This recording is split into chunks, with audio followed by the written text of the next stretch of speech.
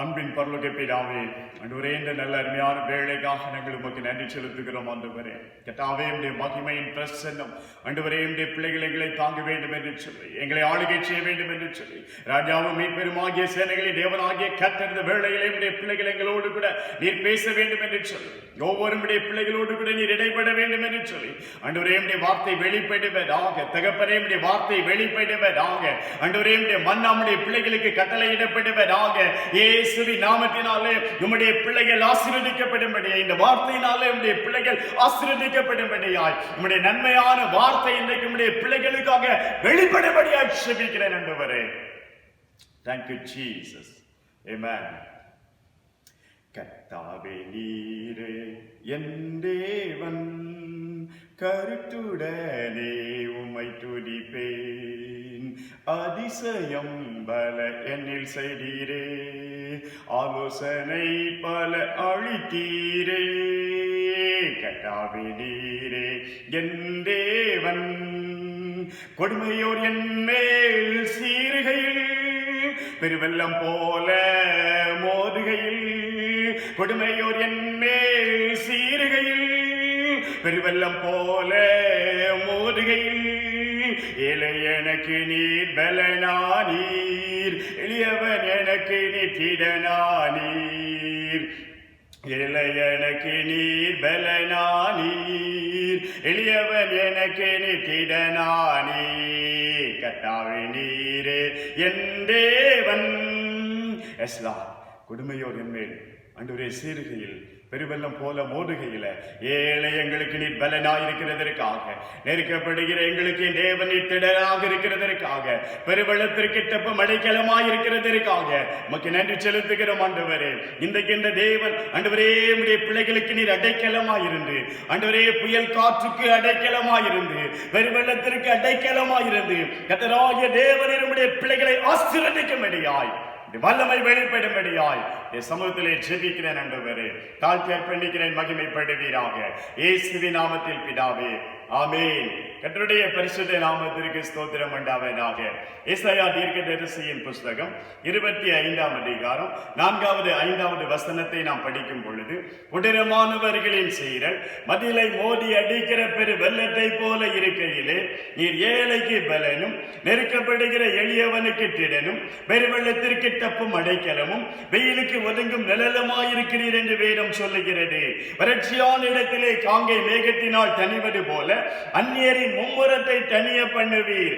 மேகத்தின் நிழலினால் வெயில் தணிகிறது போல பலவந்தரின் ஆரவாரங்கள் எல்லாம் தணிந்து போகும் என்பதாய் ஆண்டவருடைய வார்த்தை இங்கே சொல்லுகிறதை நாம் பார்க்கிறோம். பிரியமானவர்களே, என் தேவன் நமக்கு ஒதுக்காக இருக்கிறவர், என் தேவன் நமக்கு அடைக்கலமாக இருக்கிறவர், என் தேவன் நமக்கு கோட்டையாக இருக்கிறவர், என் தேவன் நம்மை பாதுகாக்கிறவர் என்பதாய் இந்த வேத வசனம் சொல்லுகிறதை பார்க்கிறோம். பிரியமானவர்களே, இன்னும் ஏசாயா தீர்க்கதரிசியின் புஸ்தகத்தில் 32ஆம் அதிகாரத்திலே ஒரு வசனத்தை நீங்கள் பார்ப்பீர்களே, ஆனால் இந்த வசனம் சொல்லுகிறது, அவர் காற்றுக்கு ஒதுக்காகவும், பெருவெள்ளத்திற்கு புகலிடமாகவும், வறண்ட நிலத்திற்கு நீர்கால்களாகவும், விடாய்த்த பூமிக்கு பெரும் கண்மலையின் நிழலுமாயிருப்பார் என்பதாய் ஆண்டவருடைய வார்த்தை சொல்லுகிறதை பார்க்கிறோம். ஒரு காற்றுக்கு ஒதுக்காக இருந்து ஆண்டவர் நம்மை பாதுகாக்கிறவர். புயல் காற்று அடிக்கும் பொழுது, பெரு வெள்ளம் வரும் பொழுது, பயங்கரமான சூறாவளிகள் எழும்பி வரும் பொழுது, நமக்கு விரோதமாய் எழும்பி வரும் பொழுது, பொல்லாத மனிதர்கள் எழும்பி வரும் பொழுது, பொறாமை பிடித்தவர்கள் நமக்கு விரோதமாய் எழும்பி வரும் பொழுது, சத்துருக்கள் நமக்கு விரோதமாக எழும்பி வரும் பொழுது, தேவன் நமக்கு ஒதுக்காக ஒரு இடத்தை வைத்து அங்கே தேவன் நம்மை பாதுகாக்கிறார் என்பதாக ஆண்டவருடைய வார்த்தை அங்கே சொல்லுகிறதை பார்க்கிறோம். பிரியமானவர்களே, அன்றைக்கு ஒரு நாளிலே பெருவெள்ளம் வருகிறது. ஜனங்கள் அந்த பெருவெள்ளத்திலே அங்கே அழிந்து கொண்டிருக்கிற அந்த சூழ்நிலையில தேவன் தம்முடைய பிள்ளைகளை பாதுகாப்பதற்கு என்று சொல்லி ஒரு பேழையை ஆண்டவர் உற்பத்தி செய்ய சொல்லுகிறார். அந்த பேழைக்குள்ளே வைத்து அந்த பயங்கரமான புயல் காற்று, அந்த பயங்கரமான சூழ்நிலையிலே, அந்த பெருவெள்ளத்திலே, அந்த புயல் காற்றிலே தேவன் தம்முடைய பிள்ளைகளை பாதுகாப்பதற்காக ஒரு ஒதுக்கிடத்தை அங்கே உண்டாக்கினார் என்பதால் வேதம் சொல்லுகிறது. பிரியமானவர்களே, பிரியமானவர்களே. நம்முடைய வாழ்க்கையிலே இந்த தேவனை ஆட்கொண்ட தேவனாக நாம் கொள்ளும் பொழுது, அவரை உறுதியாக இறைவனை பற்றி பிடிக்கிற பிள்ளைகளுடைய வாழ்க்கையில தேவன் ஒதுக்காயிருக்கிறார். தேவன் அந்த பிள்ளைகளை பாதுகாக்கிறவராய் காணப்படுகிறார். பிரியமானவர்களே, கண்மலையில பாருங்க, பயங்கரமாக அந்த கண்மலையை சுற்றிலும் இருக்கிற அந்த மரங்களின் நிமித்தமாய் புயல் காற்றுகள் வீசிக்கொண்டிருக்கிறது. அடிக்கிற அந்த புயல் காற்று வீசிக்கொண்டிருக்கும் பொழுது அதன் அருகிலே அந்த கண்மலையின் வெடிப்பிலே ஒரு சின்ன சிட்டுக்குருவி அது உட்கார்ந்து அழகா இனிமையாய் பாடிக்கொண்டிருக்கிறது. அடிக்கிற அந்த புயல் காற்று அதில் அந்த பறவை சிக்குமையானால் எங்க பேய் விழும் என்பதே தெரியாத வெடிக்கு அது பறந்து போய்விடும். ஆனாலும் அதிலே ஒரு மறைவிடம், அந்த மறைவிடத்திற்கே உட்கார்ந்து அது இனிமையாய் பாடிக்கொண்டிருக்கிறது. பிரியமானவர்களே, அப்படித்தான் தேவனமை மறைவிலே வைத்து, கண்மலையின் மறைவிலே வைத்து கொடூரமானவர்கள் சீறி எழும்பும் பொழுது, சத்துருக்கள் சீறி எழும்பி வரும் பொழுது தேவனமை பாதுகாக்கிறவராய் காணப்படுகிறார். ஒருமுறை 2வது உலக மகா யுத்தம் நடந்து கொண்டிருந்த பொழுது அமெரிக்க போர் வீரர்கள் அவர்கள் ஜெர்மனியர்களை சிக்கிக் கொண்டார்கள். அப்பொழுது அந்த ஜெர்மனிய போர் வீரர்கள் அவர்களை சித்திரவதைப்படுத்தும்படியான காரியங்களை செய்ய நினைக்கும் பொழுது அதிலே ஒரு போர் வீரர், அமெரிக்க போர் வீரர், அவர் தப்பி ஓடிவிட்டார். அவர் அப்படி தப்பி ஓடிவிட்டார் என்கிற செய்தியை கேட்ட ஜெர்மனியர்கள் பின்னே தொடருகிறார்கள், ஆக்ரோஷத்தோடு தொடருகிறார்கள். அவருடைய கையிலே அவர் சிக்குவாரே ஆனால் என்ன நடக்கும் என்பதே தெரியாது. அத்தனை கொடுமைப்படுத்துவார்கள். எப்படியாவது தப்பிடணும், உயிருக்கு பயந்து உயிரை தப்பு வைப்பதற்காக இந்த மனிதர் ஓடிக்கொண்டிருக்கிறார். ஒரு சின்ன இடைவெளி, ஒரு சின்ன சந்து கிடைத்தது, ஒரு சின்ன குகை போன்ற ஒரு பகுதி கிடைத்தது. உடனே அதற்குள்ளாக ஓடி போய் அவர் அதன் உள்ளே உட்கார்ந்து கொண்டார். பிரியமானவர்களே, எல்லாம் வருகிறார்கள், தேடி அங்கே எங்கேயும் தேடி பார்க்கிறாங்க. அப்படி தேடி பார்த்துட்டு அங்க சின்ன சின்ன சந்துகள் இருக்கிற, குகைகள் இருக்கிறது போன்ற அந்த பகுதியெல்லாம் அவங்க என்ன பண்றாங்கன்னா தேடி பார்த்து கொண்டு இருக்கிறாங்க. இவருக்கு தெரியும் கண்டிப்பா உள்ள வருவாங்க, நம்மை பிடிப்பார்கள், என்ன நடக்க போகுதோ. எப்படியோ பயந்தார், உயிருக்கு பயந்தார், ஓட நினைத்தார், ஓட முடியல, இப்ப மாட்டிக்கொண்டார். கண்டிப்பாக இவரை பிடித்து விடுவார்கள் என்கிற பயம். ஆண்டவரை நோக்கி கதறுகிறார், ஆண்டவரே எனக்கு ஒரு ஒடுக்காருங்கப்பா, எனக்கு மறைவிடமா இருங்கப்பா, என்னை பாதுகாத்துக் கொள்ளுங்க ஆண்டவரே. தேவ சமூகத்திலே அந்த உள்ள இருந்து கொண்டு, அந்த கண்மலைக்குள்ள இருந்து கொண்டு, அந்த ஒளிப்படத்துக்குள்ள, அந்த குகைக்குள்ள இருந்து கொண்டு தேவ சமூகத்திலே ஜெபம் பண்ணி கொண்டிருந்தார். பிரியமானவர்களே, என்ன நடந்தது தெரியுமா? ஒரு சின்ன 8 கால் பூச்சி வருகிறது, சிலந்தி பூச்சி வருகிறது. இந்த ஸ்பைடர் வந்து அது வேகமாக அதனுடைய வாசல் பகுதியிலே ஒரு கூட்டை கட்டி கொண்டிருந்ததாம். வந்தவங்க எல்லா குகையும் செக் பண்ணி பார்த்தாங்க. செக் பண்ணி பார்த்தவங்க இந்த இடத்துக்கிட்ட நின்று பேசுகிறார்களாம். இந்த இடத்துக்குள்ள நிச்சயமா இந்த மனுஷன் உள்ள போயிருக்க முடியாது, ஏன்னா இங்க ஒரு ஸ்பைடர் கூடு கட்டி இருக்குது. இவன் உள்ள போயிருந்தான்னா கண்டிப்பா அந்த ஸ்பைடர் கூட்டையும் உடைச்சிட்டு தான் உள்ள போயிருக்க முடியும், இது உள்ள செக் பண்ண வேண்டாம் அப்படின்னு சொல்லி அவர்கள் பேசுகிறதை இவருடைய காதுகளில் அவன் கேட்கிறான். அவர்கள் பேசிக்கொண்டிருக்கிறார்கள். ஒருவேளை அவன் உள்ளே இருக்கிறது கண்டுபிடிக்கப்படுவானே ஆனால் எத்தனை கொடூரமாக இருக்கும் பாருங்க பிரியமானவர்களே.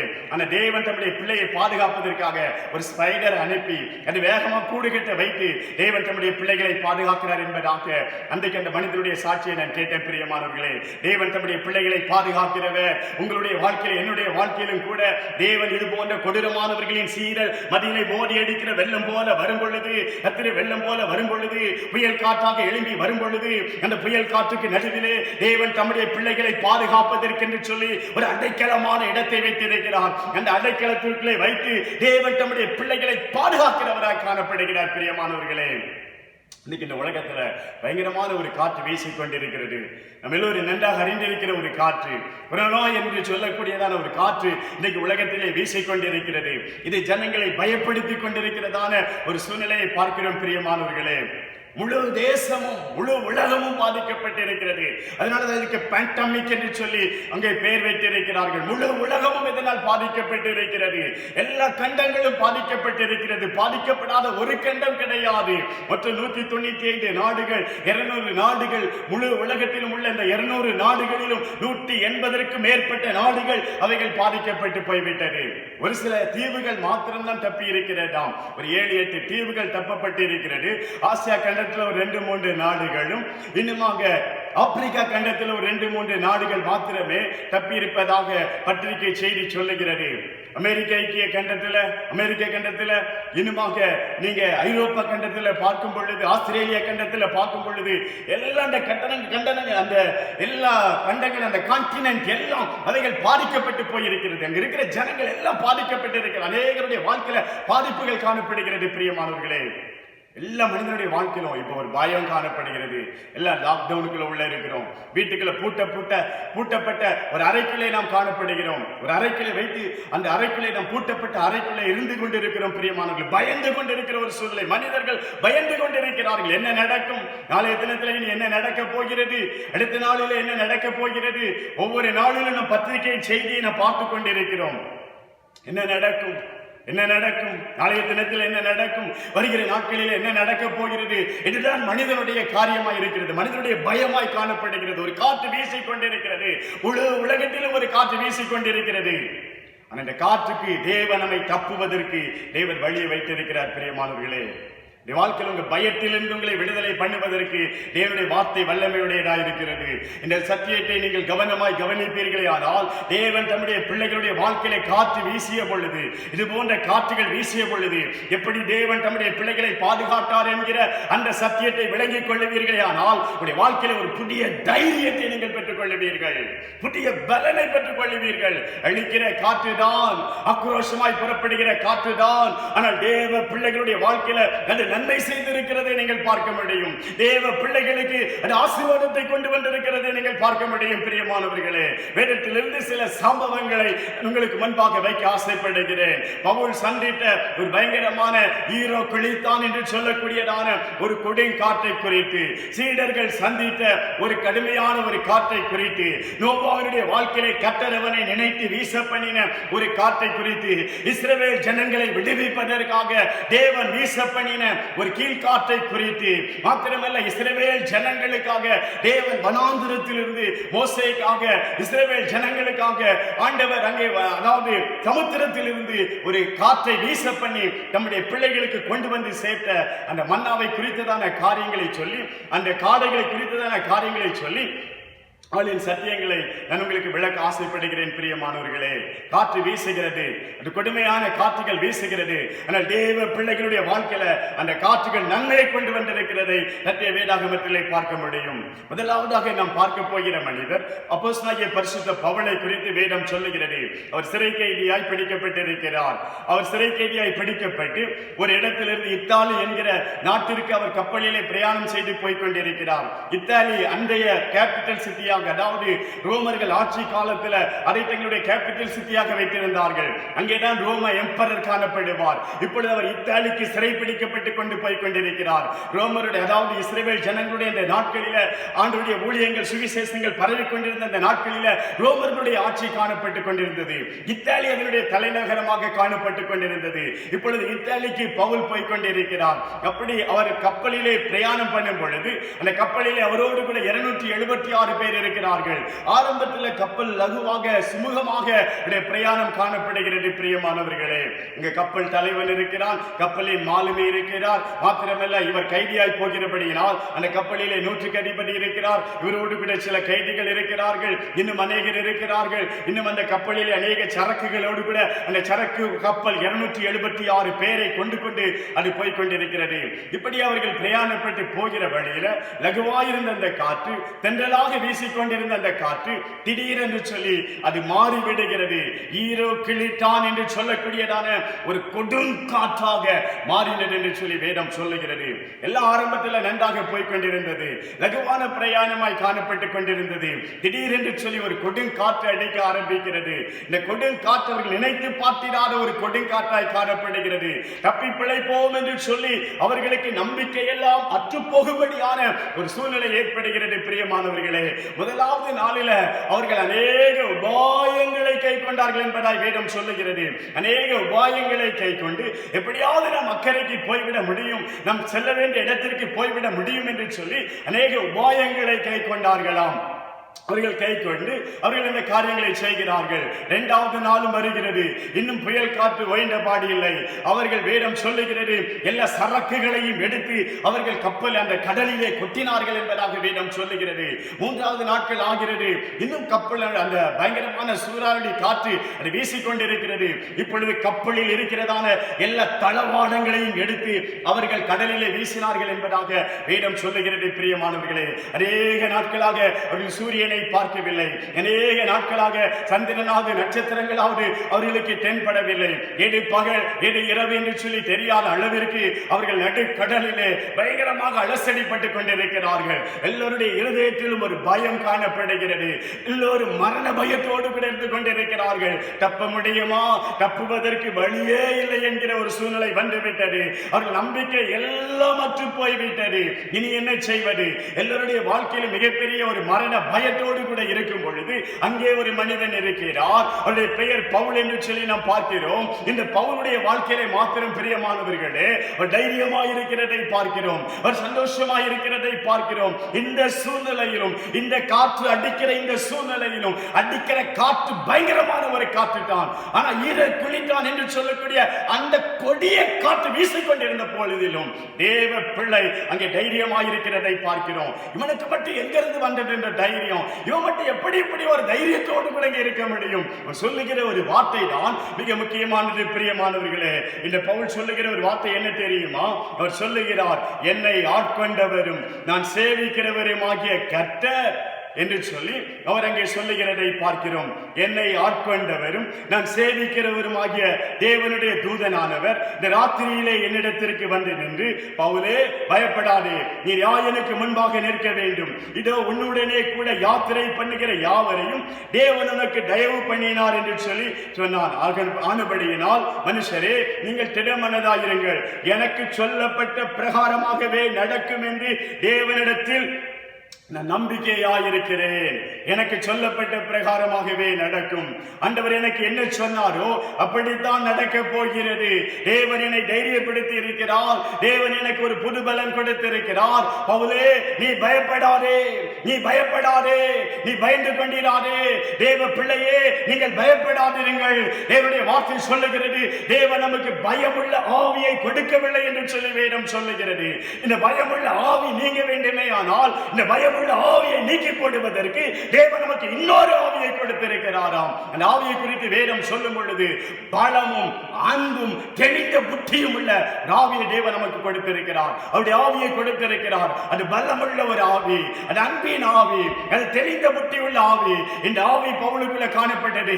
ஆகவே இந்த அன்பின் ஆவி அவருக்குள்ள இருந்தபடினாலே தான் தைரியமாய் சொல்ல முடிந்தது, கிறிஸ்துவின் அன்பை விட்டு என்னை பிரிச்சு காட்டுங்க பார்க்கலாம், கிறிஸ்துவின் அன்பை விட்டு என்னை பிரிச்சு காட்டுங்க பார்க்கலாம். என்ன பிரிக்க முடியுமா? வியாகுலம் என்ன பிரிக்க முடியுமா? துன்பம் என்ன பிரிக்க முடியுமா? பசி என்ன பிரிக்க முடியுமா? நிர்வாணம் என்ன பிரிக்க முடியுமா? எனவே கிறிஸ்துவின் அன்பை விட்டு என்னை பிரிக்க முடியாது. கிறிஸ்துவின் மேல் உள்ள அன்பு. ஆம் பிரியமானவர்களே, தேவன் நீங்க பயமுள்ள ஆவியை நமக்கு கொடுக்கவில்லை, அன்பும் தெளிந்த புத்தியும் உள்ள ஒரு நல்ல ஆவியை தேவன் நமக்கு கொடுத்திருக்கிறார். பிரியமானவர்களே, கிறிஸ்தவர்கள், தேவனுடைய பிள்ளைகள், நீங்கள் ஒரு காலத்திற்கு பயப்படுகிறவர்களாய் காணப்படக்கூடாது. பயம் என்பது அது தேவனுடைய ஆவி அல்ல என்பதை உணர்ந்து கொள்ளுங்கள். அப்படி பேப்பர்ல நியூஸ் வருது, இப்படி டிவில நியூஸ் வருது, அப்படி வாட்ஸ்அப்ல வருது, இன்ஸ்டாகிராம்ல இப்படி போடுறாங்க, ஐயோ பேஸ்புக்ல அப்படி போடுறாங்க, இதை பார்த்து பயந்து கொண்டிராதே தேவ ஜனமே. ஆண்டவரை நோக்கி பாருங்க. தேவன் உங்களுக்கு பயமுள்ள ஆவியை கொடுக்கல. பயமுள்ள ஆவி நமக்கு கிடையாது. பவுலுடைய வாழ்க்கையில் அவன் தைரியமாக இருக்கிறான். பவுலே, பயப்படாதே. ஆண்டவர் ஒவ்வொரு நாளிலும் நம்மை பார்த்து பயப்படாதே என்று சொல்லுகிறார். 365 நாட்களிலும் அவருடைய வார்த்தை சொல்லுகிறது, பயப்படாதே என்கிற வார்த்தை சொல்லப்பட்டிருக்கிறது. ஒவ்வொரு நாளுக்கும் ஆண்டவர் ஒரு வார்த்தையை சொல்லி நம்மை தைரியப்படுத்துகிறார். பிரியமானவர்களே, பயப்படாதீங்க, நம்ம ஆட்கொண்ட தேவன் நமக்கு இருக்கிறார். சொல்லுகிற காரியம், ஏன் நான் பயப்படல, ஏன் நான் தைரியமா இருக்கிறேன்? நீங்களா சாப்பிடாம இருக்கிறீங்க, 14 நாட்களாக உயிரை கையில பிடித்துக் கொண்டிருக்கிறார்கள், ஒன்றும் சாப்பிடாம இருக்கிறாங்க. பவுல் என்ன பண்ற, அத்தனை பேருக்கு மத்தியில சாப்பாடு எடுத்து சாப்பிட்டுக் கொண்டிருக்கிறான். பிரியமானவர்களே, இவனுக்கு மட்டும் எங்கிருந்து வந்த தைரியம்? சொல்லுகிறான், என்னை ஆட்கொண்டவரும் நான் சேவிக்கிறவருமாகிய கர்த்தர் என்னை ஒருவர் ஆட்கொண்டிருக்கிறார், என்னை ஒருவர் ஆட்கொண்டிருக்கிறார், நான் அவருக்கு சொந்தமானவன். I am belongs to the God. அந்த இறைவனுக்கு நான் சொந்தமானவன் அப்படின்னு சொல்லி அவன் சொல்லுகிறதை வேதத்திலே பார்க்கிறோம். பிரியமானவர்களே, அந்த இறைவனுக்கு நான் சொந்தமானவன், அவர் என்னை ஆட்கொண்டிருக்கிறார், அவருக்கு நான் சொந்தமானவனாக காணப்படுகிறேன், நான் அவருக்கு சொந்தமானவனாக, அவருக்கு, அந்த இறைவனுக்கு நான் சொந்தமானவனாக காணப்படுகிறபடியினால் என்னுடைய வாழ்க்கையில எதை குறித்தும் பயப்பட போவதில்லை. என எல்லாம் அவர் பார்த்துக் கொள்ளுவார். அவருக்கு சொந்தமான பிள்ளையா இருக்கிறேன். நீங்க அவருக்கு சொந்தமானவளா இருக்கிறீங்களா? நான் அவருக்கு சொந்தமான பிள்ளையா இருக்கிறீங்களா?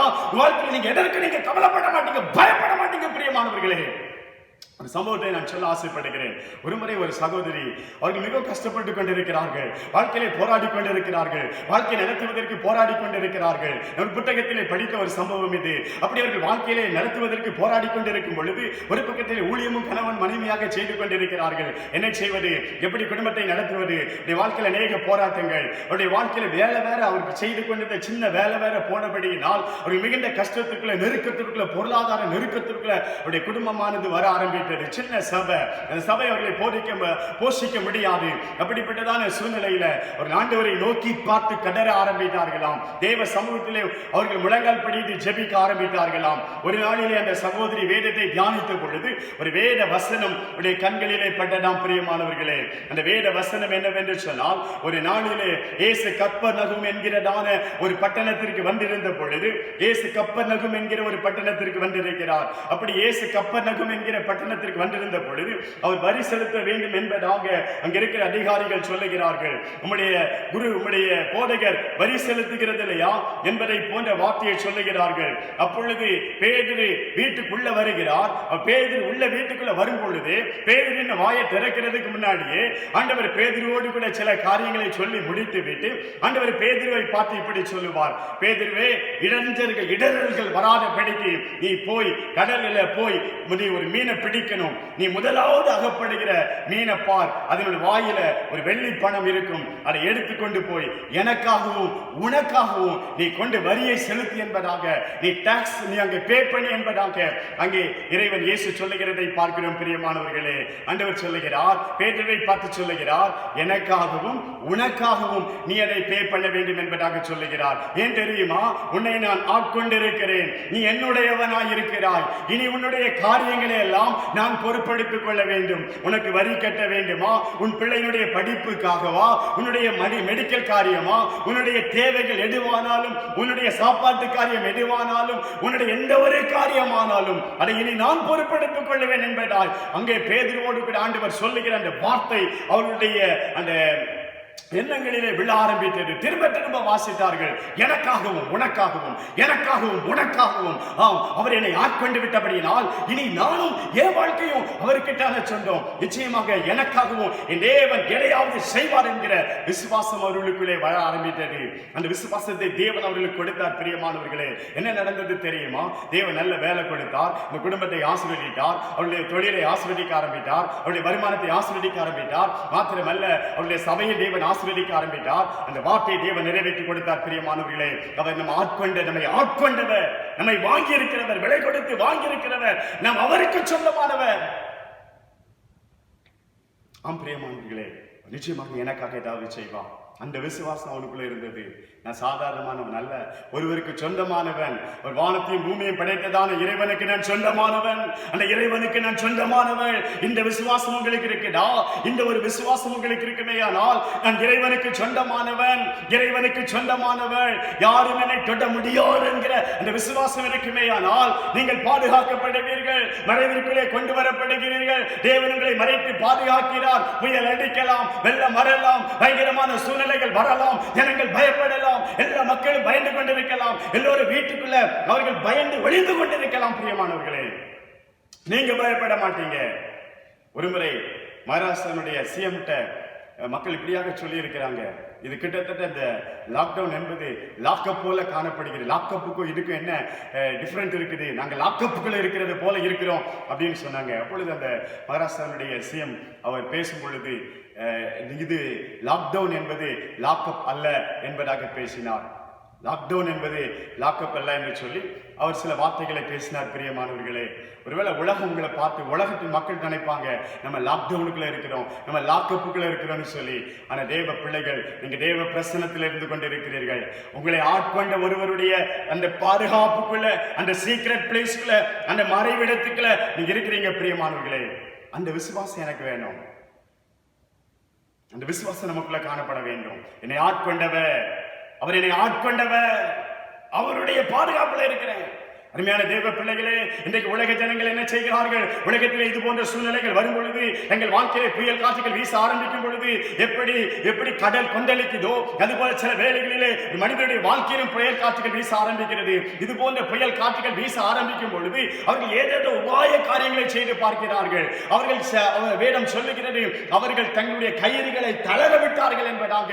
அங்கே வேதத்தில் 27ஆம் அதிகாரத்தில் அப்போஸ்தலர் நடவடிக்கைகளின் புஸ்தகத்தில் எழுதப்பட்டிருக்கிறது. பிரியமானவர்களே, அநேகருடைய வாழ்க்கையில், உலக மனிதனுடைய வாழ்க்கையில அவர்கள் தளர விடுகிறார்கள். தங்கள் நம்பிக்கையை தளர விடுகிறார்கள். அவர்கள் தங்களுடைய வாழ்க்கையில தங்களுடைய விசுவாசத்தை தளர விடுகிறார்கள். அவர்கள் தங்களுடைய சுய கௌரவத்தை தளர விடுகிறார்கள். தங்களுடைய பணத்தை, தங்களுடைய எல்லா விதமான காரியங்களையும் அவர்கள் தளர விட்டு பார்க்கிறார்கள். தங்களுடைய உடைமைகளை தளர விட்டு பார்க்கிறார்கள். ஏதேனும் சில காரியங்களை செய்து பார்க்கிறார்கள். ஆசையாக வாங்கி வைத்திருந்ததான சொத்துக்களை விட்டு பார்க்கிறார்கள். வீட்டை விட்டு பார்க்கிறார்கள். எல்லா நகைகளையும் விட்டு பார்க்கிறார்கள். இந்த புயல் காற்றுக்கு தப்புவதற்கு அந்த அவர்களுடைய ஞானம் அவர்களுக்கு உதவாமல் போகிறது என்பதை அவர்கள் கண்டுபிடிக்கிறார்கள். பிரியமானவர்களே, ஞானம் இருக்குது, அறிவு இருக்குது, திறமை இருக்குது, பலன் இருக்குது.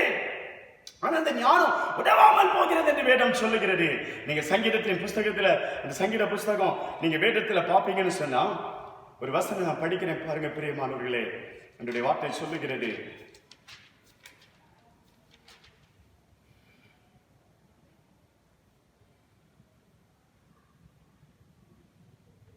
அவர் கட்டளையிட பெருங்காற்று எழும்பி அதன் அலைகள் கொந்தளிக்க பண்ணும்.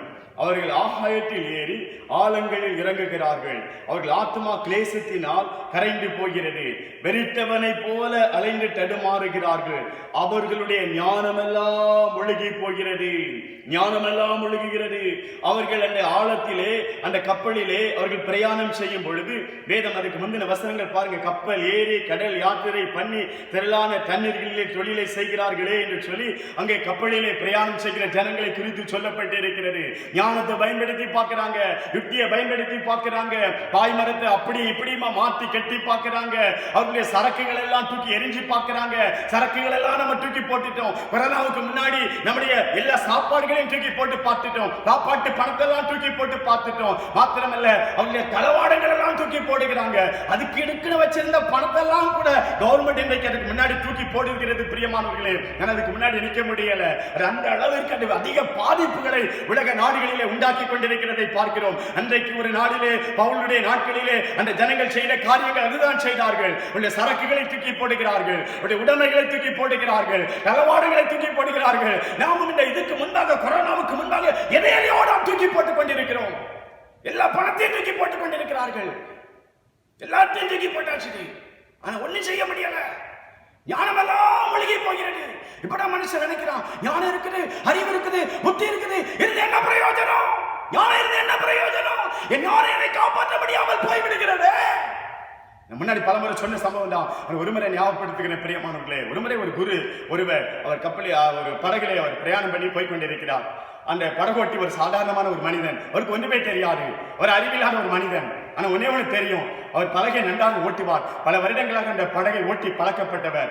அவர் அப்படியாக ஓட்டி சென்று கொண்டிருந்த பொழுது கொஞ்ச தூரம் போச்சுது. கொஞ்ச தூரம் போகும் பொழுது இந்த மனிதர் அவரிடத்துல ஒரு கேள்வி கேட்டாராம், உமக்கு அர்த்த சாஸ்திரம் என்று சொல்லக்கூடியது தெரியுமா அப்படின்னு சொல்லி கேட்கும்போது, அவன் படகோட்டி, அவனுக்கு என்ன தெரியும், படிப்பறிவே இருந்திருக்காது அந்த மனிதருக்கு. அதனால அப்படின்னா என்னன்னு எனக்கு தெரியாதையா, அர்த்த சாஸ்திரம்னா என்னன்னே தெரியாதையா அப்படின்னு அவர் சொல்லவே கொஞ்ச தூரம் ஆச்சுது. அடுத்தபடியாக அடுத்த கேள்வியை கேட்க ஆரம்பிச்சாரு, உனக்கு முதல்ல அர்த்த சாஸ்திரம்னா என்னன்னு தெரியல, உன் வாழ்க்கையில கால்வாசினால நீ இழந்துட்ட அப்படின்னு சொல்லி, உனக்கு ஞான சாஸ்திரம்னா என்னன்னு தெரியுமா அப்படின்னு கேட்ட பொழுது, அதுவும் எனக்கு தெரியாதையா, ஒண்ணுமே தெரியாது, உன் வாழ்க்கையில நீ பாடினால நீ இழந்துட்ட அப்படின்னு சொல்லி, இன்னும் கொஞ்சம் தூரம் போகும் பொழுது, உனக்கு காமசாஸ்திரம்னா என்னன்னு தெரியுமா, இல்லையா, அதெல்லாம் எனக்கு ஒண்ணுமே தெரியாதையா, உன் வாழ்க்கையில முக்கால்வாசி நாட்களை நீ இழந்து விட்டாய் என்பதாக அந்த மனிதர், அந்த படித்த மனிதர், அந்த ஞானம் பெருத்த மனிதர் அவர் சொன்னார். பிரியமானவர்களே, அந்த படகோட்டியை பார்த்து சொன்னார், அற்பமாக சொன்னார், உனக்கு ஒண்ணுமே இல்லை, உனக்கு திறமையே இல்லை, உனக்கு ஞானமே இல்லை, உனக்கு அறிவே இல்லை, உனக்கு புத்தியே இல்லை, இப்படி சொல்லிட்டே இருக்கிறாரு. இவர் சொல்ல சொல்ல சொல்ல அவர் படகு ஓட்டும் பொழுது தளர்ந்து தளர்ந்து அவருடைய அந்த படகு ஓட்டுகிற அந்த திறன் அங்கே அவருக்கு குறைய ஆரம்பிக்கிறது. கை கால்களிலே நடுக்கம் பிடிக்க ஆரம்பிக்கிறது. கொஞ்சம் அப்படியே கொஞ்சம் காற்று அடிக்க ஆரம்பிக்குது. லேசா சுறாவளி காற்று அடிக்க ஆரம்பிக்குது. ஐயா, படகு கவிழ்கிற மாதிரி சூழ்நிலை வருகிறது. நாம் இப்பொழுது இந்த படகிலே இந்த போட்டிலே மூழ்கி போகும்படியான சூழ்நிலை வருகிறது. தயவு செய்து நீங்கள் நீச்சல் அடித்து நீங்கள் கரைக்கு வந்து சேர்ந்திருங்கள் ஐயா அப்படின்னு சொல்லி பவ்யமாக அவர் அந்த மனிதரிடத்திலே சொல்லும் பொழுது அந்த மனிதர் சொன்னா, ஐயோ படகாட்டியே, எனக்கு அந்த நீச்சல் என்பது தெரியாதே, எனக்கு நீச்சல் தெரியாதே, நான் எப்படி கரைக்கு போக முடியும்? நல்ல ஞானம் உள்ளவர், நல்ல அறிவுள்ளவர், நல்ல படித்திருக்கிறவர், அப்படிப்பட்ட அந்த மனிதனுடைய வாழ்க்கையில நீச்சல் தெரியாத பொழுது அந்த படகோட்டி சொன்னா, ஐயா உங்களுக்கு நீச்சல் தெரியாதா? இப்போ உங்க வாழ்க்கையே முடிய போகுதே, உங்க வாழ்க்கையே முடிய போகுதே. ஞானம் இருந்து, அறிவு இருந்து, புத்தி இருந்து, அனுபவம் இருந்து, திறமை இருந்து என்ன பிரயோஜனம்? அவர்கள் கயிறுகளை தளர விடுகிறார்கள், நம்பிக்கையை தளர விடுகிறார்கள், பொருட்களை தளர விடுகிறார்கள், எல்லாவற்றையும் அதற்கு முன்பாக கொட்டி பார்க்கிறார்கள். செய்ய வேண்டிய ஒரு காரியம் உண்டு. என்னை ஆட்கொண்டவர், என்னை ஆட்கொண்டவர். இந்த அனுபவத்துக்களை தேவ பிள்ளையை நாம் வர வேண்டும். அவர் என்னை ஆட்கொண்ட தேவன் அவர். இந்த தேவனுக்கு முன்பாக நீங்கள் வருவீர்களே ஆனால் நீங்க மறைவிடத்திற்கு வருவீர்கள். பிரியமானவர்களே, பவுலை போல அத்தனை பேருக்கு முன்னாடி நீங்க அப்பம் எடுத்து சாப்பிடுகிறவர்களாக நீங்க தைரியம் உள்ளவர்களாக இருப்பீர்கள், விசுவாசம் உள்ளவர்களாக இருப்பீர்கள். நீங்கள் பயப்பட மாட்டீங்க. நான் ஆட்கொண்டவரும் நான் சேவிக்கிறவருமாகிய கர்த்தர், என்னை ஆட்கொண்டவரும் நான் சேவிக்கிறவருமாகிய கர்த்தர், நான் அவரைத்தான் சேவித்துக் கொண்டிருக்கிறேன். நான் உலகத்தை சேவிக்கல, நான் பணத்தை சேவிக்கல, என் ஞானத்தை சேவிக்கல, என் பலத்தை சேவித்துக் கொண்டிருக்கவில்லை, உலக காரியங்களை உலகத்தை நான் சேவித்துக் கொண்டிருக்கவில்லை. நான் அவரைத்தான் சேவிக்கிறேன், அவருக்கு தான் ஊழியம் செய்கிறேன். பணத்துக்கு ஊழியம் செய்யல, பொருளுக்கு ஊழியம் செய்யல, மனுஷனுக்கு ஊழியம் செய்யல, பார்வைக்கு எதுவும் செய்யல, அவரை சேவிக்கிறேன். இந்த நம்பிக்கை நமக்குள்ள வரணும் பிரியமானவர்களே. மாத்திரமல்ல, எனக்கு சொல்லப்பட்ட பிரகாரம் மிகவே நடக்கும்.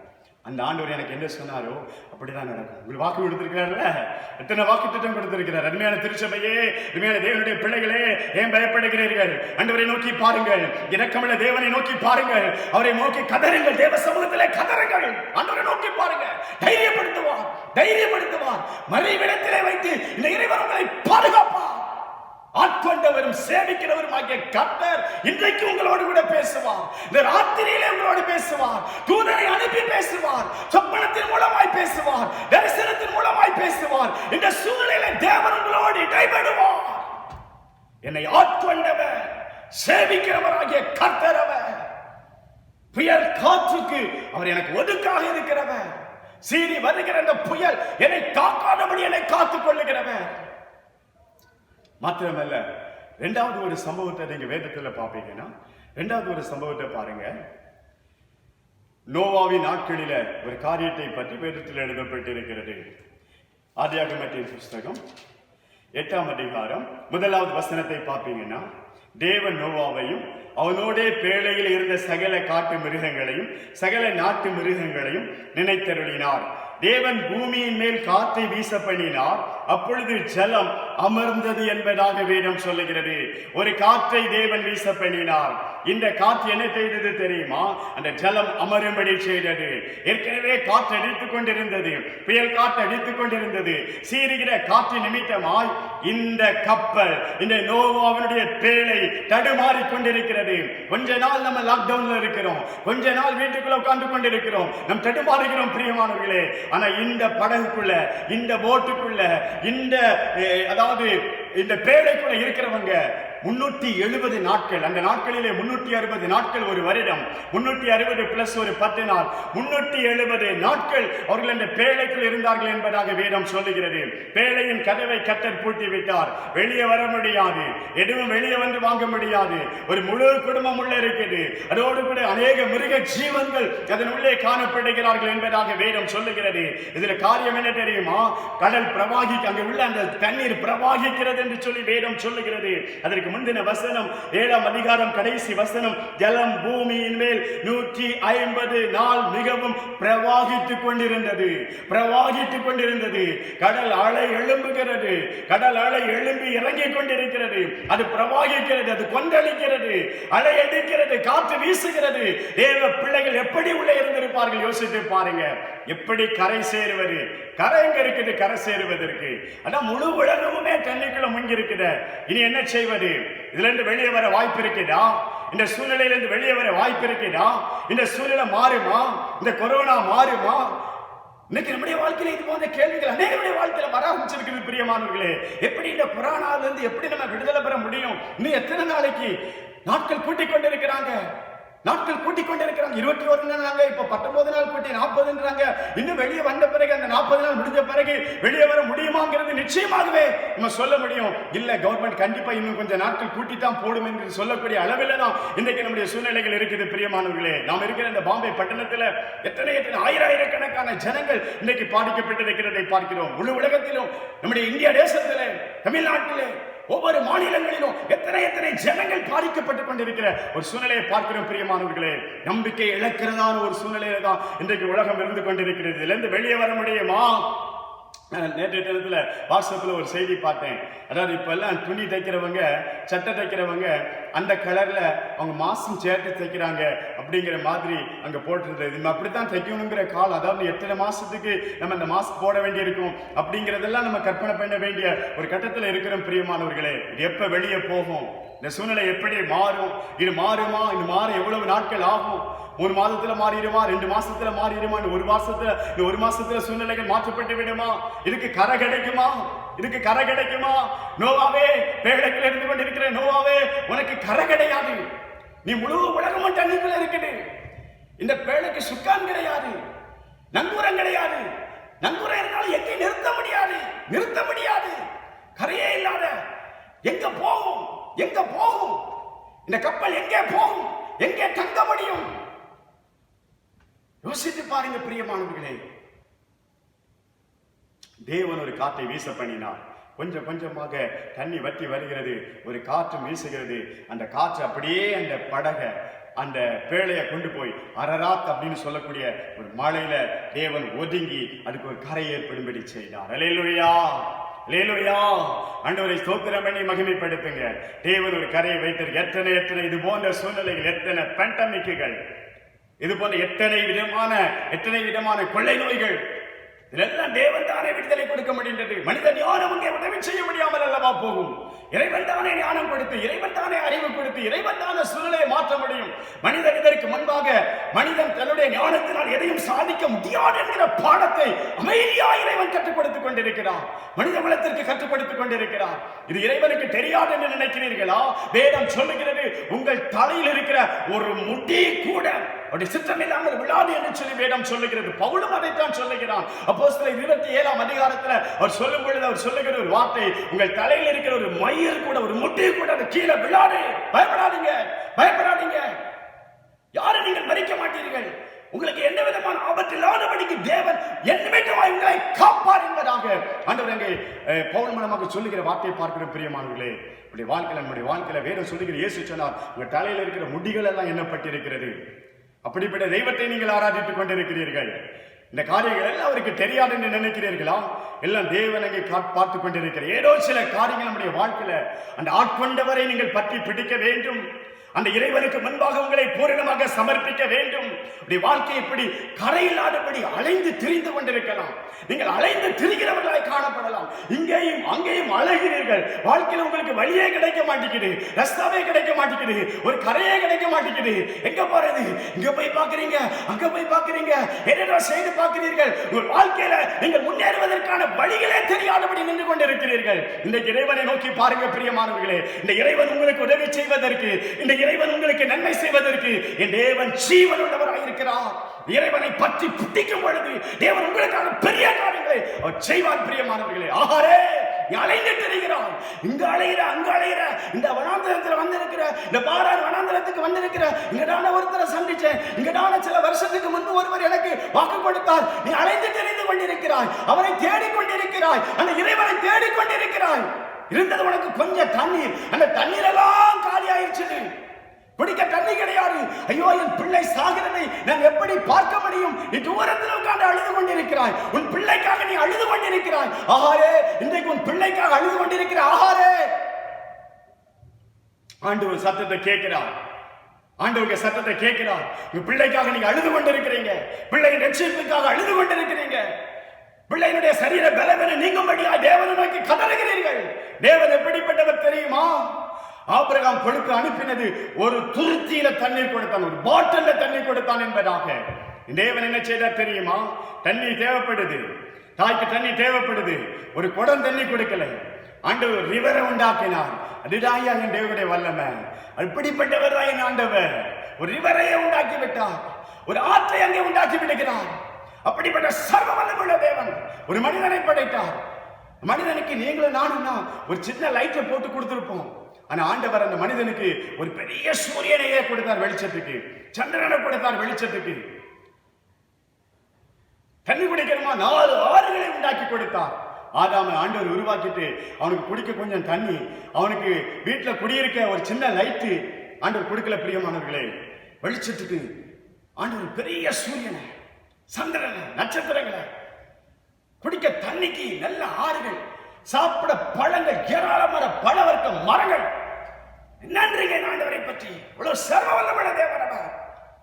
நம்முடைய பிள்ளைகளுடைய காரியத்துல வைராக்கியமா இருக்கிறவர். நோவே, நீ அழைத்து தெரிந்து கொண்டிருக்கலாம். உனக்காக ஒரு காற்றை வீச பண்ணுவார், உங்களுக்காக ஒரு காற்றை வீச பண்ணுவார். ஆகா, நீ அழைகிறார், அழைந்து திரிகிறார். தாவீது, நீங்க அழைந்து திரிந்து கொண்டிருக்கிறீர்கள். ஒரு நாள் எர்மோன் மலை, ஒரு நாள் யோர்தான், ஒரு நாள் சிறுமலை, ஒரு நாள் அங்க, ஒரு நாள் இங்க, ஒரு நாள் அந்த குகை, ஒரு நாள் இந்த குகை. எங்கெங்கோ நீ ஒளிந்து திரிந்து அழைந்து கொண்டிருக்கலாம். உனக்கு ஒரு நிலையான வீட்டை கட்டுகிறத வீடு இல்லையே. இன்னைக்கு ஒரு நாள் ஒரு வீட்டுல தங்குறேன், அடுத்த நாள் இன்னொரு வாடகை வீடு. தேவன் உங்களுக்கு நிலையான வீட்டை கட்டுவார். தேவன் உங்களுக்காக காரியங்களை செய்வார். அலைந்து திரிந்து கொண்டிருக்கிற பிள்ளைகளுக்காக தேவன் செயல்படுகிறவர். படகு அலைந்து திரிகிறது, பேழை அலைந்து திரிகிறது. அதை தங்குவதற்கு, நிலையாய் தங்குவதற்கு தேவன் ஒரு காற்றை வீச பண்ணினார். அந்த காற்று கொண்டு போய் அரராத் மலையில சேஃப்டியாக அவங்களை கொண்டு போய் அதை நிறுத்தினது என்பதாக வேதம் சொல்லுகிறது. பிரியமானவர்களே, அப்படிப்பட்ட ஒரு தெய்வத்தை ஆராதிக்கிறீர்கள். உங்களுடைய வாழ்க்கையில் ஒரு காற்றை தேவன் வீச பண்ணுவார். ஒரு காற்று உங்களுடைய வாழ்க்கையில் உங்களுக்கு நன்மை செய்யும்படியான ஒரு காற்றை தேவன் வீச பண்ணுவார். சத்திய வேதாகமத்துல இன்னும் சில சம்பவங்களை நீங்க பாருங்க. ஆண்டவருடைய வார்த்தை சொல்லுகிறது, ஒரு நாள் இயேசு படகுல பிரயாணம் பண்ணி போய் கொண்டிருக்கிறார். ராத்திரியில் பகலெல்லாம் ஊழியம் செஞ்சாச்சு. ராத்திரி வேளையில் அவர்கள் சாயங்கால வேளையில பிரயாணம் பண்ணுகிறார்கள். அக்கறைக்கு போகும் வாருங்க அப்படின்னு சீசர்களை கூப்பிடுகிறார். படகு ஆயத்தப்படுத்தப்படுகிறது. எல்லாம் அவங்க பார்த்துருப்பாங்க.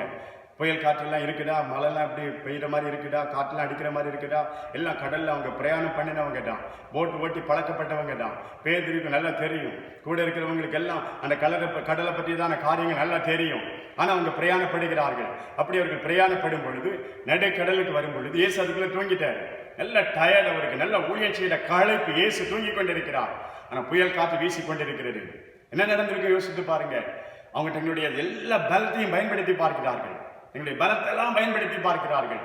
எப்படியாவது கரைக்கு போகணும். உடனே பேதுரு நினைச்சிருப்பாரு, இயேசு கிட்ட எப்படியாவது என் திறமையை காட்டணும் அப்படின்னுட்டு அவர் பாயை இந்த பக்கம் திருப்பி கட்டி அந்த பக்கம் திருப்பி கட்டி ஏதோ தன்னுடைய முயற்சிகளினால எப்படி எப்படி இல்லாம இதுக்கு முன்னாடி இந்த மாதிரி சின்ன சின்ன அலைகள் வந்த பொழுது, சின்ன சின்ன புயல்கள் வந்த பொழுது எப்படி அவர் செய்திருப்பார் என்கிறது எல்லாம், இந்த வித்தைகளை எல்லாம் இயேசு எழும்பி பார்த்து பாராட்டுவார்னு சொல்லி ஏதோ அவருடைய ஞானத்தினாலே செய்து பார்த்தார்.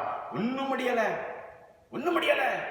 அந்த கப்பல் முழுகும்படியான, அந்த போட் முழுகும்படியான சூழ்நிலை. அவரோ பின்னணியத்திலே அவர் தலையணை வச்சு தூங்கி கொண்டிருக்கிறார். இங்க போராட்டம் நெருக்கம். ஆனா அவருக்கு பாருங்க எவ்வளவு அழகாய் நித்திரை செய்து கொண்டிருக்கிறார். அது அவர் ஒண்ணும் செய்யல. இவங்க பயப்படுறாங்க, கலங்குறாங்க. போராட்டம் வருகிறது, பிரச்சனை வருகிறது, ஜனங்கள் பயப்படுகிறார்கள். தேவ பிள்ளைகள் இங்க கலங்க மாட்டீங்க, தேவ பிள்ளைகள் இங்க கலங்க மாட்டீங்க. இயேசுவை பாருங்க. உடனே அவங்க எழுப்புறாங்க, ஐயரே நாங்க மடிந்து போகிறோமே, உமக்கு கவலை இல்லையா? உடனே இயேசு என்ன செய்றார் பாருங்க, காற்றையும் கடலையும் அதட்டினார். இறையானே அமைதலாயிரு, அமைதலாயிரு. வாழ்க்கையில பிரச்சனை இறஞ்சிக்கிட்டே இருக்குதா? பிரச்சனையை பார்த்து சொல்லுங்க, இறையானே அமைதலாயிரு. Keep silent, keep quiet, keep quiet. அமைதியாயிரு, அமைதியாயிரு. இறையானே, இறையானே, ஏன் இறஞ்சிக்கிட்டே இருக்கிற? ஏன் பிரச்சனை பிரச்சனை பிரச்சனை பெருசா இல்ல, தேவன் எனக்காக செயல்படுவார், தேவன் எனக்காக கிரியை செய்வார். இந்த விசுவாசம் என் வாழ்க்கையில உண்டாகட்டும் பிரியமானவர்களே. இந்த வாழ்க்கையில இப்படிப்பட்ட ஒரு விசுவாசத்துக்குள்ள வாங்க, தேவன் உங்களுக்காக செயல்படுவார். தேவ பிள்ளைகள் ஒன்றை கண்டு கொண்டார்கள், ஆராதிக்கிற தேவன் சர்வ வல்லவர். இந்த விசுவாசத்துக்குள்ள இப்ப சீடர்கள் வந்து விட்டார்கள். ஒரு காற்று வந்து அவர்களுக்கு ஒரு பெரிய பாடத்தை கற்றுக் கொடுத்தது. இந்த தேவன் சர்வ வல்லவர், காற்றும் கடலும் இவருக்கு அடங்குகிறது. இவர் எப்படிப்பட்டவரோ, எப்படிப்பட்ட வல்லமையுடையவரோ. காற்று அடங்குகிறது, கடல் அடங்குகிறது, இயற்கை அடங்குகிறது. ஒரு மீனவருடைய விசுவாசம் அங்கு பெருக ஆரம்பித்தது பிரியமானவர்களே. விசுவாசம் பெருக ஆரம்பித்தது. இஸ்ரவேல் ஜனங்கள் வனாந்திரத்தில் நடந்து வந்துட்டு இருக்கிறாங்க. முன்னாடி செங்கடல், பின்னாடி பார்வோனின் சேனை துரத்தி வருகிறது. தேவ பிள்ளைகள் பயப்படுகிறார்கள், தேவ பிள்ளைகள் கலங்கிக் கொண்டிருக்கிறார்கள். என்ன செய்வதுன்னு சொல்லி தெரியாதபடிக்கு தேவ பிள்ளைகள் இப்பொழுது கலங்கிக் கொண்டிருக்கிறார்கள். முன்னாடி செங்கடல் அவர்களுக்கு தடையா இருக்கிறது, பின்னாடி பார்வோனின் சேனை துரத்தி வந்து கொண்டிருக்கிறது. என்ன செய்யறது? எப்படி இந்த இடத்திலிருந்து தப்புவிக்கப்படுது? ஒரு பக்கத்துல அவங்களுக்கு மழை தடையா இருக்கிறது, இன்னொரு பக்கம் வனாந்திரம், 4 பக்கங்களும் அடைக்கப்பட்டிருக்கிறது. பயந்து நடுங்கி கொண்டிருக்கிற இந்த சூழ்நிலையில என்ன நடந்தது தெரியுமா? ஒரு காற்று வீசிக்கொண்டிருக்கிறது, பயங்கரமான ஒரு காற்று வீசுகிறது. இது சாதாரணமான காற்று அல்ல, ஒரு சமுத்திரத்தையே 2ஆக பிளக்கக்கூடிய அளவுக்கு ஒரு காற்று வீசுகிறது. இப்ப நான் கற்பனை பண்ணி பார்க்கிறேன், அவங்க பயந்து இருப்பாங்க. ஐயோ எப்படி தப்புவது? ஒரு பக்கத்துல கடல், என்ன செய்யுது? பின்னாடி பார்வோனின் சேனை, இது 2 இருக்குது. இப்ப அவசரமா ஒரு காரியத்துக்கு தப்பணும், காற்று அடிக்குது. அவங்க வீட்டுக்குள்ள இருக்கிற பிரியமானவர்களே, இது வீடு கிடையாது, ஜன்னல் கிடையாது. ஒரு ஜன்னல் உள்ள, கதவு உள்ள ஒரு வீட்டுக்குள்ள அவங்க பூட்டிக்கிட்டு இருக்கல. இவங்க வெளியில இருக்கிறாங்க, குழந்தைகளோடு இருக்கிறாங்க, வயதானவங்க எல்லாம் இருக்கிறாங்க. ஆனா பயங்கரமான ஒரு காற்று வீசுது. எப்படி இருக்கும்? அந்த காற்று அவங்களையே தூக்கிட்டு போகக்கூடிய அளவுக்கு அது பயங்கரமான ஒரு காற்று அங்க வீசி இருக்கும் பிரியமானவர்களே. தேவ பிள்ளைகள் அந்த காற்றுக்கு முன்பாக நடுங்கி இருப்பார்கள். ஐயோ இப்ப காற்று வேற வீசுது, நம்மை அழிக்கும்படியாய் ஒரு காற்று வேற வந்து இருக்குது, ஒரு காற்று வீசப்பட்டிருக்கிறது. ஒருவேளை எகிப்திய மந்திரவாதிகள் நம்மை அழிப்பதற்காக இந்த காற்றை அனுப்பி வைத்திருக்கிறார்களோ என்று சொல்லி அவர்கள் பயந்து இருக்கிறார் பிரியமானவர்களே. ஒரு காற்று வீசிக்கொண்டு இருக்கிறது, தேவ பிள்ளைகள் பயப்படுகிறார்கள். இதற்காக இந்த காற்று வீச வேண்டும். ஏற்கனவே நாங்கள் நெருக்கப்பட்டிருக்கிறோம், ஏற்கனவே ஒரு பக்கத்தில் செங்கடல், பின்னாடி பார்வோனின் சேனை, எப்பக்கத்திலும் மதில் சூழப்பட்டிருக்கிறோம், எப்பக்கத்திலும் நெருக்கப்பட்டு இருக்கிறோம். இதுல வேற புதிய பிரச்சனையா? ஏற்கனவே கடன் எனக்கு இருக்குது, ஏற்கனவே என் தொழில் முடங்கி போயிருக்குது, ஏற்கனவே என் வாழ்க்கையில் அநேக பிரச்சனை இருக்குது. இதுல இது ஒரு பிரச்சனையா? கொரோனாங்கிற இன்னொரு பிரச்சனையா? வெளியே போக முடியல, சம்பாதிக்க முடியல, எதுவும் செய்ய முடியல, சாப்பிட முடியல, ஒழுங்காக என்னுடைய காரியத்தை செய்ய முடியாத அளவுக்கு என்னை நெருக்கி போடுகிற ஒரு பிரச்சனையா? நீங்க நினைக்கிறீங்களா? நீங்க நினைக்கிறீங்களா? இந்த செய்தியை நீங்க கேட்பீங்கன்னா இந்த வாழ்க்கையில, உங்களுடைய வாழ்க்கையில இந்த தேவன் சர்வ வல்லவராய் இருந்து இதே காரியத்தை, இதே கொரோனாங்கிற அந்த பிரச்சனையை வாழ்க்கையில் ஆசீர்வாதமாய் மாறப்படுவார். எப்படி தெரியுமா? இந்த காற்று என்ன செய்தது தெரியுமா? இந்த காற்று தான் அவங்களுக்கு அக்கறைக்கு போவதற்கு வழியை உண்டு பண்ணி கொடுத்தது. நீங்க நினைக்கிறீங்க ஒருவேளை இது உங்களை அழிக்கும், இது உங்களுடைய வாழ்க்கையில் அநேக தீமைகளை செய்யணும் சொல்லி. இல்ல பிரியமானவர்களே, தேவன் உங்களுக்கு நன்மையாக மாற பண்ணுவார். நாம் செய்ய வேண்டிய ஒரே ஒரு காரியம், அவரை நோக்கி பார்க்க வேண்டும், மனம் திரும்ப வேண்டும். தேவ சமூகத்திலே என்னை ஆட்கொண்டவருடைய கரத்திலே என்னை நான் அர்ப்பணிக்கும் பொழுது வாழ்க்கையில அந்த மகத்தான காரியங்களை செய்வார். உங்களுக்கு ஒன்று தெரியுமா? ஒருவேளை அந்த கொரோனா அநேக தீமைகளை, பயத்தை செய்திருக்க, பயத்தை நம்ம கொண்டு வந்திருக்கலாம், அநேக உயிர்களை அது சுரையாடி கொண்டிருக்கலாம். ஆனா இன்னைக்கு நீங்க பாப்பீங்கன்னா எத்தனையோ காரியங்கள் இன்னைக்கு, அதாவது நம்முடைய தேசங்களில, எல்லா தேசங்களிலும் என்னன்னு சொன்னா மாசு குறைந்திருக்கிறதா. அதாவது பொல்யூஷன் இல்லை. இப்ப வண்டிகள் எல்லாம் ஜாஸ்தி ஓடுறதுல, அதனால ஏர் பொல்யூஷன் இல்லை. எந்த விதமான அந்த காற்று அது தூய்மைப்படுத்தப்பட்டு கொண்டிருக்கிறதாம். எல்லா இடங்களிலும் காற்று தூய்மைப்படுத்தப்பட்டு கொண்டிருக்கு. ஃபேக்டரி இல்லைங்கிறதுனால கழிவு நீர் எல்லாம் தண்ணியில போய் கலக்காததுனால தண்ணி சுத்தமாக இருந்து கொண்டிருக்கிறது என்று சொல்லுகிறார். இப்ப மீனெல்லாம் நல்லா தெளிவா பார்க்க முடியுதுன்னு சொல்லக்கூடிய அளவுக்கு அநேக காரியங்களிலே மாற்றங்கள் வருகிறது. மாத்திரமல்ல, மனுஷனுக்குள்ள ஒரு பயம் இருக்கிறதுனால அவன் தன்னை கவனிக்கிறான். வீட்டுக்குள்ளே இருக்கிறாங்க, நல்ல உணவு சாப்பிடுகிறாங்க, பர்கர், பிஸ்ஸா போன்ற இது போன்ற சரீரத்தை கெடுக்கக்கூடிய உணவுகளை சாப்பிட்டுக் கொண்டிராதபடிக்கு நல்ல ஆரோக்கியமான உணவுகளை சாப்பிடுகிறபடியினால் மற்ற வியாதிகளின் நிமித்தமாக ஆஸ்பத்திரிக்கு வருவது, மற்ற வியாதிகளினால் மறிக்கிற மரணம் எல்லாம் குறைந்திருக்கிறது அப்படின்னு சொல்றாங்க. இதை கம்பேர் பண்ணும்போது எவ்வளவோ மடங்கு இது, அதாவது மனிதனுடைய மற்ற மரணங்கள் தடுக்கப்பட்டிருக்கிறது என்று சொல்லுகிறார்கள் பிரியமானவர்களே. விபத்துகள் குறைஞ்சிருக்குது, கற்பழிப்புகள் குறைஞ்சிருக்குது, எல்லாம் இல்லாமல் போயிருக்கிறது.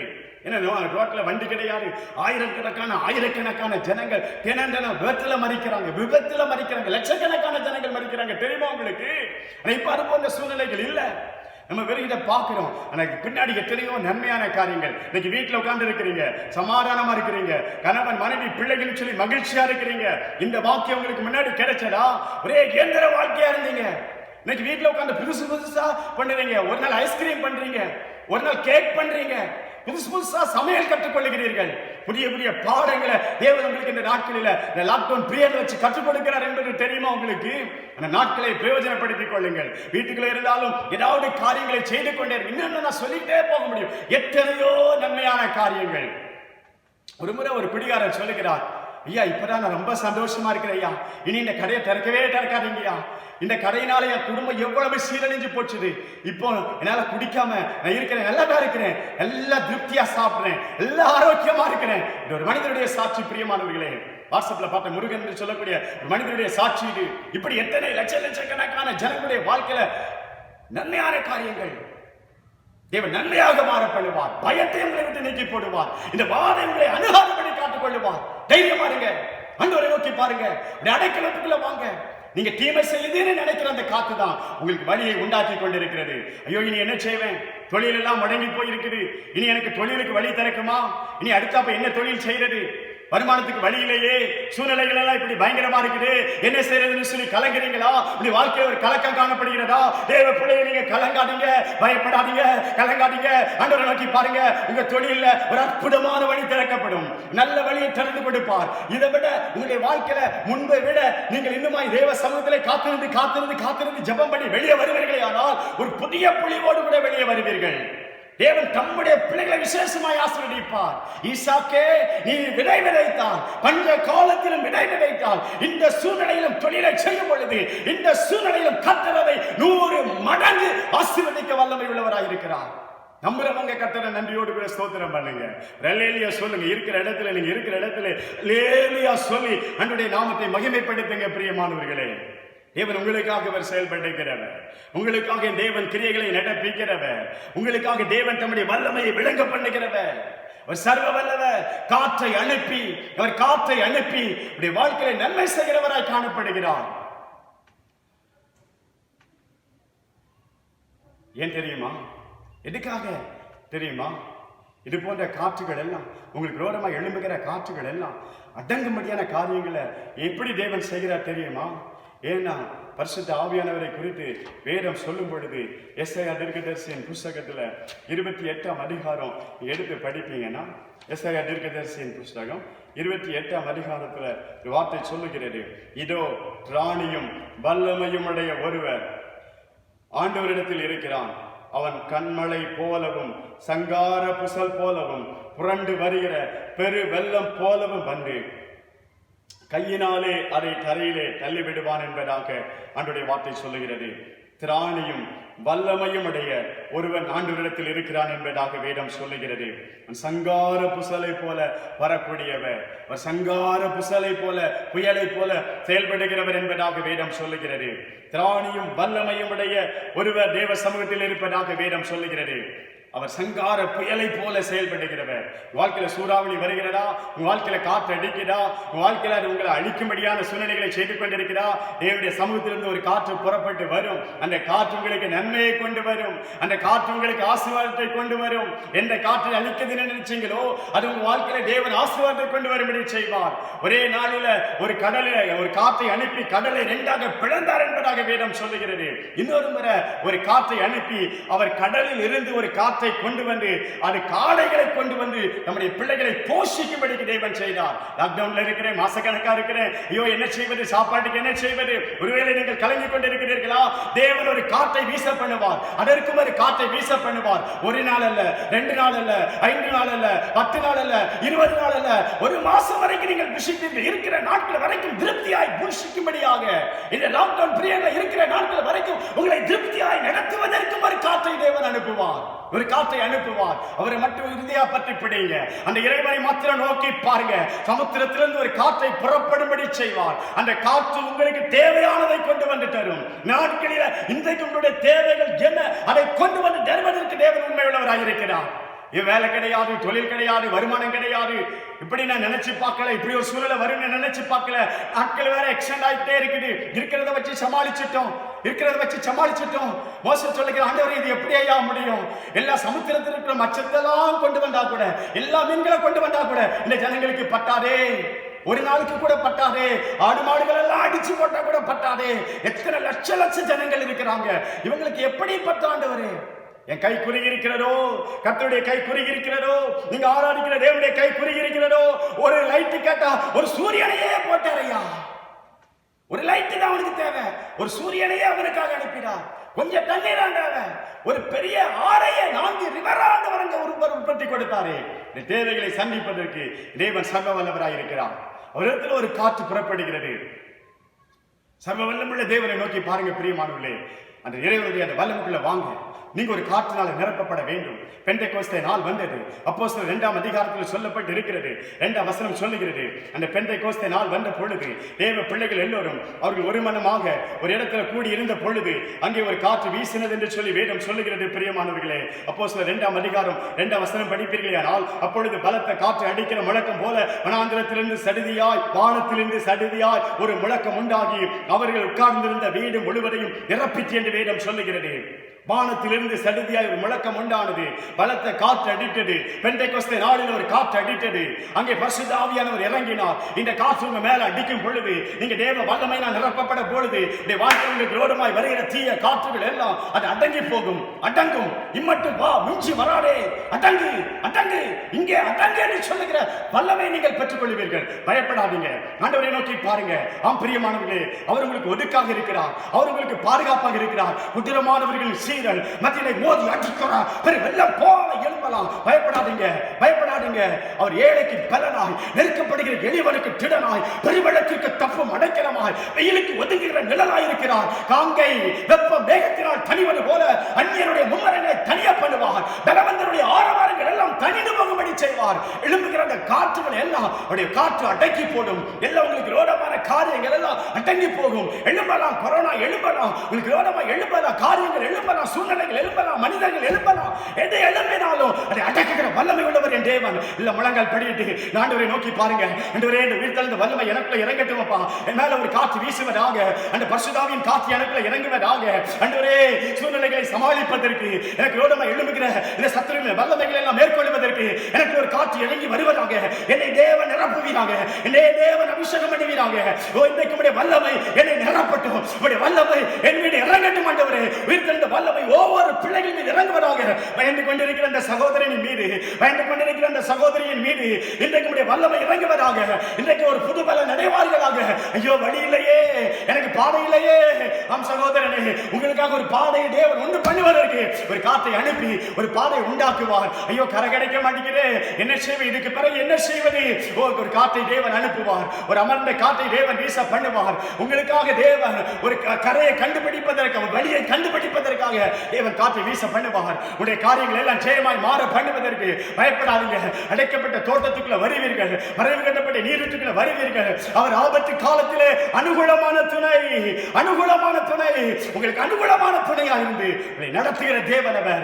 நன்றியோடு கூட துதிக்கிறோம் ஆண்டவரே. உடைய வல்லமுள்ள கரத்திற்குள்ள ஒவ்வொரு பிள்ளைகளை அர்ப்பணிக்கிறேன் ஐயா. தேவனுடைய பிள்ளைகளை ஆசீர்வதிப்பீராக.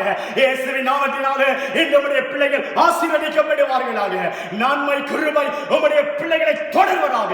காத்து பலப்படுத்தும், ஆசீர்வதியும். தாழ்த்தி ஒப்புக் கொடுக்கிறேன், மகிமைப்படும். இயேசுவின் நாமத்தில் ஜெபிக்கிறேன் நல்ல பிதாவே. ஆமென், ஆமென். கர்த்தர் உங்களை ஆசீர்வதிப்பாராக. God bless you.